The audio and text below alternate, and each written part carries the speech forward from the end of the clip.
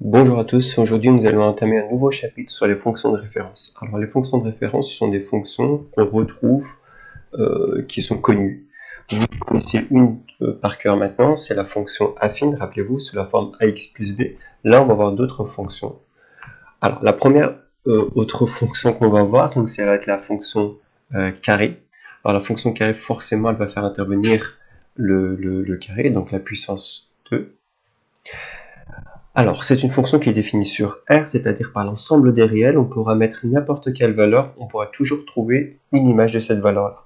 C'est f de x, elle est définie par f de x est égal à x carré. Donc, ici sur R, je rappelle que dans x, ici, on peut le remplacer par n'importe quelle valeur. Il n'y a pas de valeur interdite. On peut même 0 si on veut, 0 au carré, ça nous donnera 0. Alors, comme les autres fonctions, l'idée c'est qu'on va faire quoi? On va représenter graphiquement cette fonction. Pour cela, on va utiliser un tableau de valeurs. On va prendre différentes valeurs de x, d'accord? On va prendre différentes valeurs de x, moins 2, moins 1, 0, 1, 2, j'aurais pu prendre 10, 100, peu importe les valeurs, et je vais chercher son image, c'est-à-dire je vais mettre ça au carré. Donc moins 2 au carré. Attention, moins 2 au carré, il ne faut pas oublier les parenthèses, d'accord? Je reprends.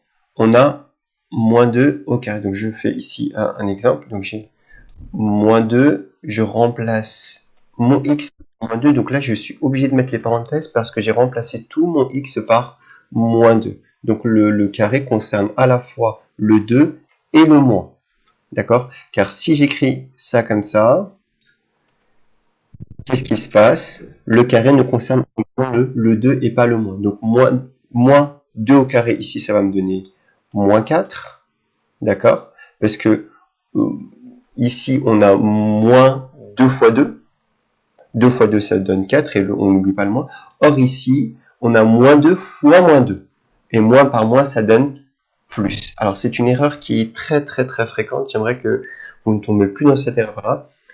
Je reprends, donc j'ai remplacé tout mon x par moins 2. C'est pour ça que j'ai 4 et pas moins 4. D'accord? Sinon, j'aurais dû enlever les parenthèses et ça n'aurait pas été cette fonction-là. Bon, alors, donc j'ai moins 2 au carré qui me donne 4. Ensuite, moins 1 au carré. Encore une fois, c'est tout le moins 1 qui est au carré qui me donne 1. Parce que moins 1 fois moins 1 me donne 1. 0 au carré me donne 0, 1 au carré me donne 1, 2 au carré me donne 4. À partir de là, on peut faire notre représentation graphique. Je rappelle qu'ici, on va représenter ça dans les axes des abscisses, sur l'axe des horizontales, et là, sur les axes des verticales. Alors, si on met point à point tous ces valeurs-là, on obtient cette jolie courbe qui s'appelle une parabole. Alors, regardez, lorsque j'ai moins 2, lorsque j'avais moins 2 sur l'axe des x, d'accord, j'avais 4. Donc, je monte de 4. 1, 2, 3, 4. Lorsque j'avais moins 1, j'obtiens 1. Lorsque j'ai 0, j'ai 0. Lorsque j'ai 1, j'ai 1. Lorsque j'ai 2 ici, et j'ai 4 sur l'axe des ordonnées, etc., etc. Et on peut faire ça pour 3, pour 16, pour peu importe les valeurs. On a dit que c'était défini sur R. Voilà. Donc, recopier cette partie du cours. Et on continue. Alors, quelques petites remarques. Le tableau des valeurs n'est pas un tableau de proportionnalité. Faites attention, d'accord? Généralement, quand on veut chercher par exemple une nouvelle valeur, on va faire un produit en croix. Surtout pas. On ne peut pas faire ici de produit en croix, d'accord? La fonction carré n'est donc pas une fonction linéaire. Alors, ça c'est la première remarque. Deuxième remarque, dans un repère OIJ, la courbe d'équation y est égale à x carré de la fonction carré est appelée une parabole. Donc on va lui donner un nom. Ce n'est plus une droite. On ne pourra plus la tracer à l'aide d'une règle. On sera obligé de faire approximativement avec notre main. Mais le nom de cette courbe-là, on va l'appeler une parabole de sommet.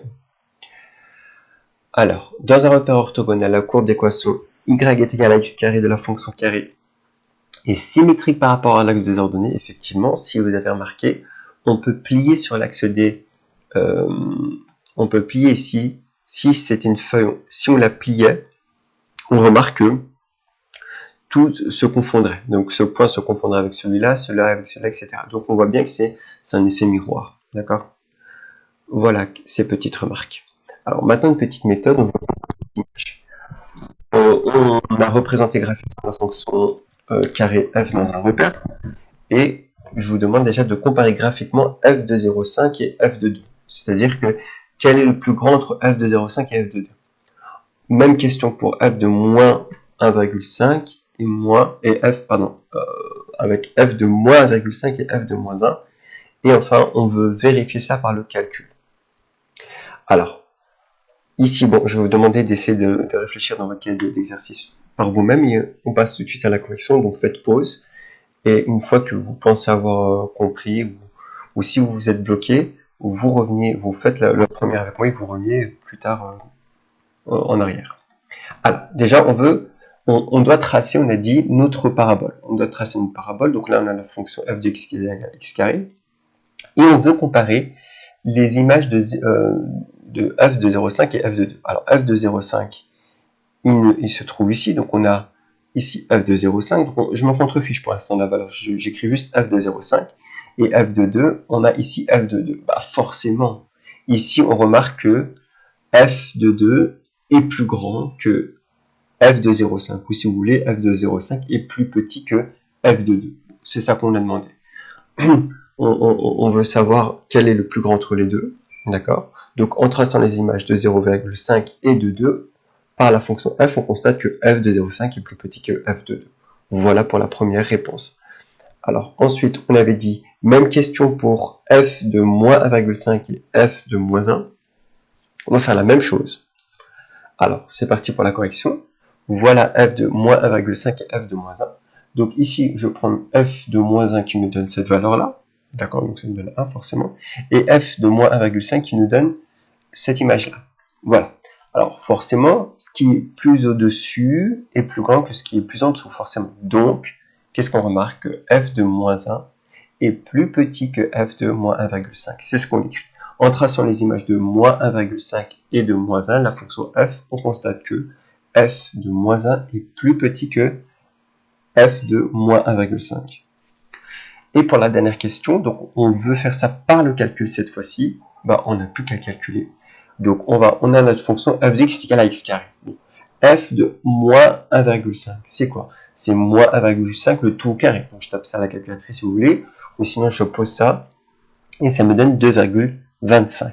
Alors que f de moins 1 me donne 1. Donc si attention, il faut bien mettre les parenthèses. 1. Et forcément, 1 est plus petit que 2,5. Forcément. 1 est plus petit que 2,5. Donc qu'est-ce que j'écris? Que f de moins 1 est plus petit que f de moins 1,5. La première partie de la leçon est terminée.